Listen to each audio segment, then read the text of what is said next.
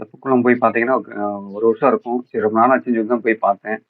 நான் போனது பார்த்தீங்கன்னா, கரெக்ட்டா ஒரு 5 மணி. 5 மணிக்கு பார்த்தீங்கன்னா, எந்த ஒரு ஸ்நாக்ஸ் கடையும் அவ்வளவா இல்ல. கொஞ்ச நேரம் கழிச்சு தான் எல்லா கடையும் ஓப்பன் பண்ணாங்க. நான் இப்போ போய் உட்காந்து சும்மா அப்படியே வீடியோ எடுத்துக்கிட்டு இருந்தேன்.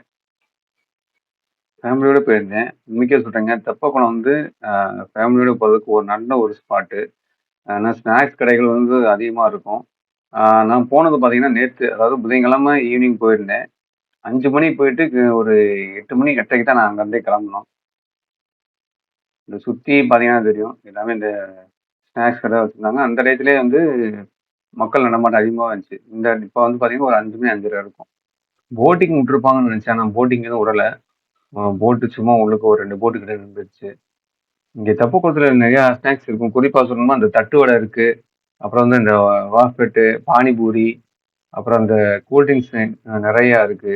இந்த மாரி நெறையா ஸ்நாக்ஸ் ஐட்டம் இருந்துச்சு. அதுபோக பார்த்தீங்கன்னா, இந்த பலூன் ஷூட்ரு நெறைய கேம்ஸ் இருக்கு. என் பையன் வந்து பலூன் ஷூட்டுக்கு போனோம்னான். இந்த பலூன் ஷூட்ரு பார்த்தீங்கன்னா வந்து 6 தடவ சுடுறதுக்கு ஒரு ரூ. 30 வாங்குனாங்க. உண்மைக்கே வந்து நல்லா என்ஜாய் பண்ணி அப்புறம் ராட்டினம், அந்த ஜம்ப் பண்றது எல்லாமே இருந்துச்சு. இந்த கடைகள எடுத்து போட்டுருக்கலாம். சரி நம்ம வந்து கடைய எடுத்து போட்டோம்னா நல்லா இருக்காதுன்னு சொல்லி தான் நான் 2 கடையுமே நான் எடுத்து போடல தனியா. நீங்க போய் பாருங்க. கண்டிப்பா உங்களுக்கு வந்து என்ஜாய் பண்ற மாரி தான் இருக்கும். அப்புறம் இந்த வாஃபட்டுன்னு சொல்லி சொல்லுவாங்கல்ல, அந்த வாஃபட் தான் வாங்கி சாப்பிட்டோம். அது வந்து ஸ்டார்ட்டிங் பார்த்தீங்கன்னா ரூ. 80. அந்த ஒரு அந்த ப தெப்பக்குளம் என்ட்ரன்ஸ்லயே பார்த்தீங்கன்னா, ரைட் சைடு ஒரு கடை இருந்துச்சு. அந்த கடையில தான் வாங்கி சாப்பிட்டேன். ஏற்கனவே அங்க தான் வாங்கி சாப்பிட்டுருக்கேன். நல்லாருக்கு. அந்த வாங்கி சாப்பிட்டத எடுத்து சும்மா அங்கிட்டு வச்சோம்னா, எலி வந்து ஓவரா தெரிஞ்சுச்சு அந்த ஏரியா. அந்த படிக்கட்டு ஃபுல்லாமே பார்த்தீங்கன்னா எலி தான். அந்த இத ஃபுல்லாமே இழுத்துட்டு போச்சு. அதத்தான் நான் சும்மா வீடியோ எடுத்தேன்.